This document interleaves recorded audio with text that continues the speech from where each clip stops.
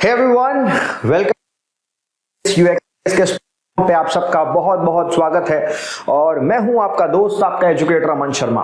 दोस्तों, जब आप लोग यूपीएससी के सिविल सर्विसेज और अन्य एग्जामिनेशन की तैयारी करते हैं तो हो सकता है कि कभी कभार आपको बैकफुट पे जाना पड़े। कभी आपका प्रीलिम्स अच्छा ना जाए, कभी आपका मेंस अच्छा ना जाए, और उस बीच अगर आपको यूपीएससी जैसा संस्थान बीच में कोई और जॉब का नोटिफिकेशन देकर अंदर से आपको उत्साहित महसूस करवाए, आपको मोटिवेटेड फील करवाए, आपको ये फील करवाए कि नहीं, अगर ये वाली ट्रेन मिस हो गई है तो आप ये वाली ट्रेन पकड़ लो। ये वाला नोटिफिकेशन वैसा ही है। जो लास्ट नोटिफिकेशन आया वो आज से 2 साल पहले था, और आया था तो मैंने आप लोगों के लिए ये वाली बुक स्पेसिफिकली लिखी थी and it was one of the best seller on Amazon. इस बार इसका अपडेटेड वर्जन भी आ गया है, पर आज फास्ट फॉरवर्ड हम लोग नोटिफिकेशन को डिस्कशन में लेंगे। कुछ बदलाव हुए हैं, उन बदलाव को बहुत ध्यान से सुनना और इंप्लीमेंट करने की कोशिश करना। देखो, ये जो नोटिफिकेशन है, दिस नोटिफिकेशन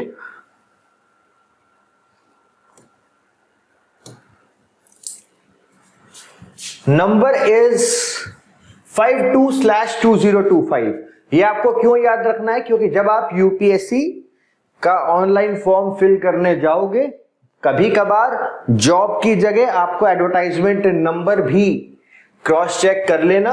पता लगा कोई और जॉब भर दी आप लोगों ने ना। यहां पर इस बार जो ईओओ मतलब एनफोर्समेंट ऑफिसर और अकाउंट ऑफिसर की जो जॉब्स आई हैं, दे आर टोटल 156 वैकेंसी, जिसमें से अनरिजर्व्ड के लिए 78 हैं।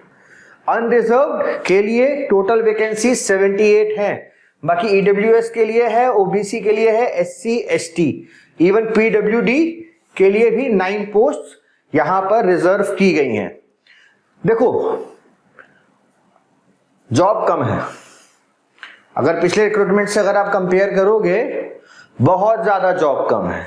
बट दोस्तों, आपको तो एक ही सीट चाहिए ना भाई। तुम्हें चाहिए एक सिंगल सीट, तो तुम सिर्फ उस एक सिंगल सीट के ऊपर फोकस करो, है ना। ऑल्दो कट ऑफ जरूर ऊपर जाएगी, और कट ऑफ ऊपर जाने की वजह से हो सकता है कि बहुत सारे लोगों का निकलने का चांस भी बना रहे।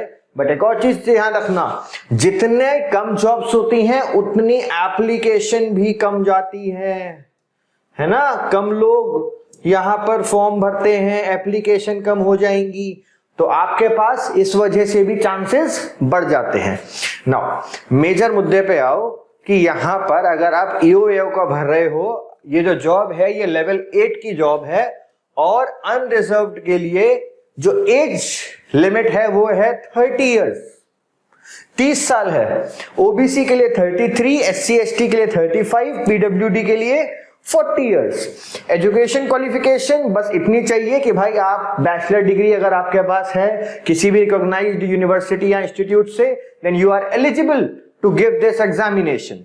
इसके साथ साथ ड्यूटीज भी यूपीएससी ने लिख के दी है कि अगर आपको जानना हो कि भाई ये ईओओ क्या काम करते हैं, तो duties for enforcement officer, account officer are to look after the work of enforcement, recovery, accounts, administration, cash, legal, pension, computer, जिसकी आपको स्टैट्यूटरी और एडमिनिस्ट्रेटिव फंक्शंस की पावर मिलती है कि आप इंक्वायरी कंडक्ट करा सकते हो, you can settle claims, maintenance of cash, book records, bank statement, ये सारी की सारी चीजें। जो ईओएओ की जॉब है वो group B non ministerial job है।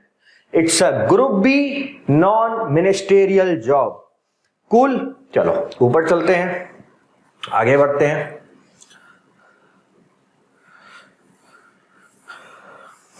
आ जाओ। अब देखो, अभी जो हम लोग डिस्कशन में ले रहे थे वो थी ईओएओ की जॉब, ठीक। ईओएओ की जॉब ये लेवल 8 जॉब है, ठीक है।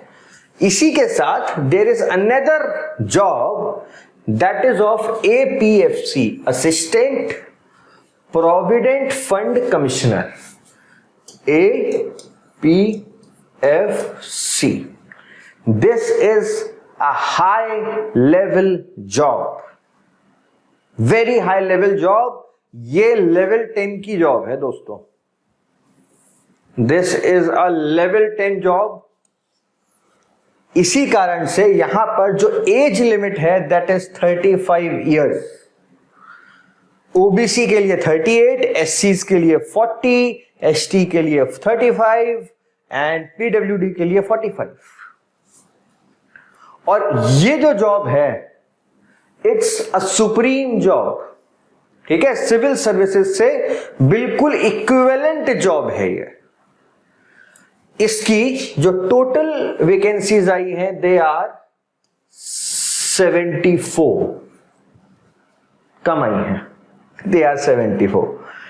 अनरिजर्व्ड की 32, ईडब्ल्यूएस की 7, ओबीसी 28, एससी की 7 और पीडब्ल्यूडी की 3 पोस्ट यहां पर आपके लिए रिजर्व्ड हैं।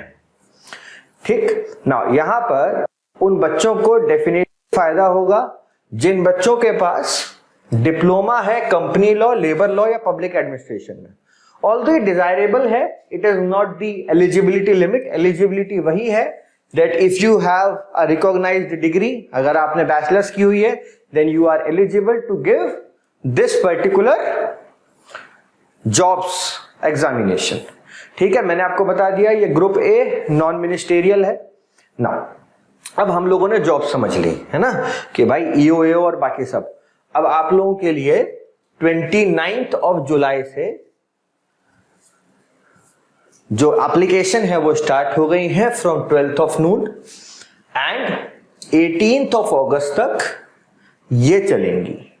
ठीक है, 18th ऑफ अगस्त तक आप अपने जो फॉर्म है, अपनी जो एप्लीकेशन है उसको फिल आउट कर सकते हैं।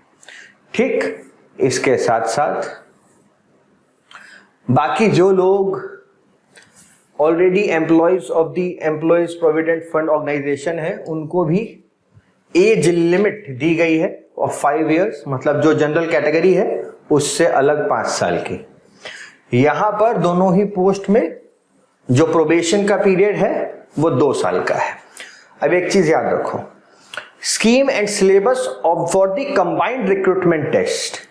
पहले क्या हुआ था कि यूपीएससी ने दोनों के ईओएओ के और एपीएफसी का, इन दोनों के सिलेबस अलग अलग रखे थे। इन दोनों के एग्जाम्स अलग अलग कंडक्ट कराए गए थे। दोनों के सिलेबस अलग अलग थे, दोनों के एग्जाम्स अलग अलग कंडक्ट कराए गए थे। अब की बार ऐसा नहीं है। अब की बार आपके लिए बेनिफिट ये है that there is single exam, एक ही पेपर होगा, एक ही एग्जाम होगा, 2 घंटे का होगा, ऑब्जेक्टिव टाइप होगा, हिंदी और इंग्लिश में होगा। रॉन्ग आंसर्स के लिए आपको पेनल्टी देनी पड़ेगी, deduction of 1/3 of the marks assign to that particular question. Syllabus के ऊपर आ जाते हैं। सिलेबस में आपके लिए जनरल इंग्लिश, सिलेबस में आपसे इंडियन कल्चर, हेरिटेज और फ्रीडम मूवमेंट पूछी जाएंगी। पहले क्या होता था, जो ईओएओ का पेपर होता था उसमें सिर्फ मॉडर्न इंडियन हिस्ट्री से फ्रीडम मूवमेंट्स आती थी, और ये वाला जो हिस्सा था ये वाला एपीएफसी में पूछा जाता था। अब क्या हुआ, यूपीएससी ने दोनों को क्लब कर दिया। जैसे इंडियन इकोनॉमी के साथ डेवलपमेंटल इशू को क्लब कर दिया। अब इंडियन इकोनॉमी ईओएओ में था, ठीक है, पर डेवलपमेंटल इशू का टॉपिक ईओएओ में नहीं आता था। इन दोनों को भी क्लब कर दिया। Governance and constitution India, general science and basic knowledge of computer application, elementary mathematics, statistics, general mental ability, international relation, labour laws and social security in India, principles of accountancy, auditing and insurance. अगर आप UPSC के civil services examination का paper देखोगे prelims का, तो उसमें ये वाला जो हिस्सा है ये सीसेट में आता है, ये वाला हिस्सा भी सीसेट में आता है। ठीक है, तो ये दोनों तो सीसेट वाले हिस्से हैं, बट अब इनको आपको बहुत अच्छे से करके जाना है। जो सबसे डिफरेंट है, जो अलग है, वो ये वाले दोनों हिस्से हैं, industrial relation, labour law, social security, principles of accountancy, auditing and insurance. इसके साथ साथ करंट अफेयर्स तो आपसे पूछे ही जाएंगे। ना, current affairs are a part. So this is the thing. अब यहाँ पे क्या किया गया है, जो भी कंबाइंड रिक्रूटमेंट टेस्ट है और जो इंटरव्यू के मार्क्स हैं, they will be in the ratio 75:25. ये बहुत बढ़िया चीज है. मतलब यहाँ पर जो भी आपके मार्क्स बनेंगे, जो भी कट ऑफ क्वालिफाई आपकी होगी, जो आपके मार्क्स बनेंगे वो 75% मार्क्स का हिस्सा होंगे. इसके बाद जो इंटरव्यू होगा वो बाकी 25% मार्क्स कॉन्स्टिट्यूट करेगा. मतलब अगर आपने कट ऑफ क्वालिफाई करी और मान लो बाय द चांस आपके बाकी लोगों के मुकाबले कम नंबर है कट ऑफ में, तो आपके पास एक बहुत बेहतरीन चांस है इंटरव्यू में बहुत अच्छा परफॉर्म करने का. ठीक, जहां पर भी यूपीएससी कंडक्ट कराती है सब जगह है. ठीक है, short listed candidate would be asked to submit their documents in support of their claim. तो अपने डॉक्यूमेंट्स भी दोस्तों आप लोग तैयार रखना. तो majorly this was whole thing. अभी इसके अंदर आपका एग्जाम किस दिन होगा, कब होगा, उसकी डेट अभी नहीं दी गई है. वो धीरे धीरे आपके सामने डेट ऑफ एग्जामिनेशन आ जाएगी, है ना भाई, किस दिन एग्जाम होगा. एप्लीकेशन फीस के बारे में बात करें तो 25 रुपए एप्लीकेशन फीस रखी गई है. Female, SC/ST, person with benchmark disabilities are exempted from any kind of payments. ठीक है, और मान लो कोई बच्चा दोनों पोस्ट के लिए अप्लाई करना चाहता है, मतलब EO और APFC एग्जाम एक ही होगा, तो भाई दोनों के लिए ही अप्लाई करना, सिर्फ 50 रुपए की बात है. तो आपको 50 रुपीज पे करने पड़ेंगे. ठीक है, और मेजरली कोई भी और इस नोटिफिकेशन में ऐसी चीज नहीं है जो आपको स्पेसिफिकली कवर करनी हो या जो आपको स्पेसिफिकली पढ़नी हो. बाकी नोटिफिकेशन मैं आपके लिए टेलीग्राम ग्रुप में डाल दूंगा, वो भी आप लोग देख लेना. ठीक है भाई, देखो बहुत अच्छी अपॉर्चुनिटी है.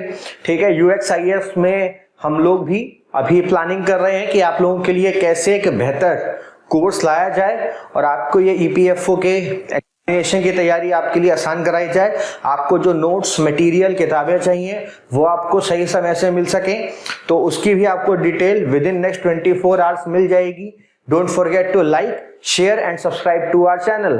Thank you for joining. और गाइज अपना ध्यान रखो, खुश रहो, बाय.